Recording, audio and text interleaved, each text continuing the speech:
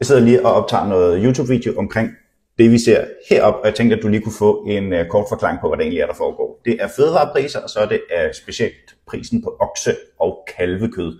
Fødevarepriserne generelt den blå, okse- og kalvekød den røde. Vi kan se, at de er steget ret voldsomt siden 17, og altså specielt her i 22 er inflationen høj, og så er den bare aldrig sådan rigtig faldet igen. Det er der hovedsageligt 3 årsager til. For det første, så er de fleste af jer, der kigger med, I har fået flere penge mellem hænderne.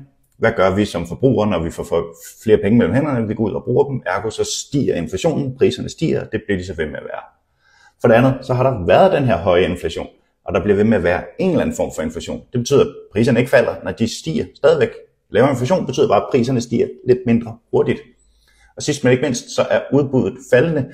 Landmændene ved ikke, om de er købt eller solgt. Hvad sker der med CO2-kvoter? Sker ikke.